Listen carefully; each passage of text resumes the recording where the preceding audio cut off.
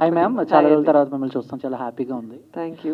So అంటే cinema గురించి కాదు, ఒక క్వశ్చన్ ఏంటంటే, సో బేసిక్గా మూవీలో చేస్తున్న చాలామంది ఆర్టిస్టులు కానీ యాంకర్లు కానీ ఎవరైతే ఉన్నారో వాళ్ళకు ఒక సోషల్ లైఫ్ అనేది ఒకటి ఉంటుంది. సో వాళ్ళు బయటకి ఎక్కడికి వెళ్ళినా వాళ్ళ ఫోటోలు అవి పెట్టినా, సో బయట జనాలు ఒక ఆడపిల్ల బట్టలు వేసుకోవాలనేది కూడా కామెంట్స్ చేస్తున్నారు. మీరు కూడా ఫేస్ చేసి ఉంటారు కదా. సో ఏం చెప్తారు? సో బేసిక్గా అంటే మీ లైఫ్లోకి వచ్చేసి మీరు ఎలా ఉండాలి, మీరు ఎంతలో ఉండాలి అని కామెంట్ చేసే వాళ్ళకి మీరు ఏం చెప్తారు? సో బేసిక్ ఒక్కొక్కటి పర్సెప్షన్ ఒక్కొక్కలా ఉంటుందండి. ఇప్పుడు ఇక్కడ ఉన్న అన్ని బుర్రలు ఒకలాగే ఆలోచించలేం కదా.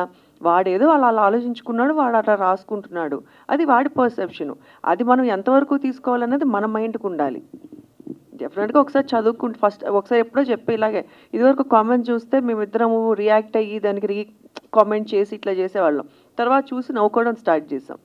సో అసలు దాని తర్వాత మాట్లాడుకోవడం మానేసాం. అంతే అంతే. అంటే మీరు ఎప్పటి నుంచో ఇండస్ట్రీలో ఉన్నారు. సో ఒక ఆడపిల్ల ఇండస్ట్రీలో సర్వే అవ్వాలంటే చాలా కష్టాలు పడాలి, చాలా ఫేస్ చేయాలి. సో అలాంటిది మీ అమ్మాయిని హీరోయిన్గా చేయటం ఎంతవరకు అది రిస్క్ అనుకోవాలా, లేకపోతే మీకు ఆల్రెడీ సర్కిల్ ఉంది కాబట్టి ఒక వే అనేది? అంటే ఫస్ట్ ఆఫ్ ఆల్ బేసిక్గా మీరు అన్నట్టు ఆడపిల్ల సర్వైవ్ అవ్వాలంటే కష్టపడాలి అన్నారు కదా. భగవంతుడి దయ వల్ల నేను ఏ రోజు టీవీ ఇండస్ట్రీలో కానీ సినిమా ఇండస్ట్రీలోని కష్టపడలేదండి. బికాస్ ఐ కేమ్ ఫ్రమ్ అంటే ఐ మీన్ కొన్ని ప్రాబ్లమ్స్ అదే చెప్తున్నా. టీవీలో ఉన్నప్పుడు మా ఆయనే డైరెక్టర్ కాబట్టి నేను చేసే ప్రోగ్రామ్స్కి I was queen there. And cinema నేను చేస్తున్నప్పుడు సినిమాకు కూడా నన్ను వరించి నేను సినిమాలోకి తీసుకున్నారు కాబట్టి నాకు ఆ రెస్పెక్ట్ ఎప్పుడు ఇచ్చారు.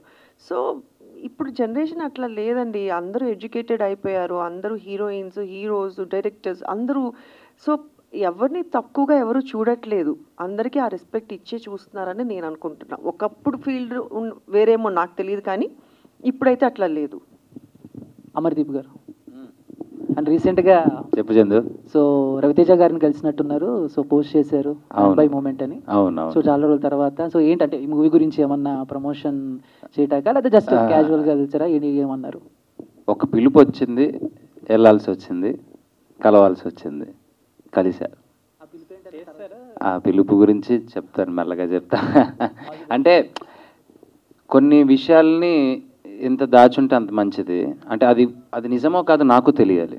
నేను ఏది తెలియకోకుండా ఏదో ఒక ఫేమస్ అయిపోవడానికో, ఒక వ్యూస్ రావడానికో, నాకు నేను ప్రచారం చేసుకోవడానికో ఫాల్స్ వర్డ్ నేను వాడలేను. కాబట్టి నాకు కన్ఫర్మేషన్ వచ్చిన తర్వాత సో అఫీషియల్గా అప్పుడు అది నిజంగానే కన్ఫర్మ్ చేస్తాను. All the best.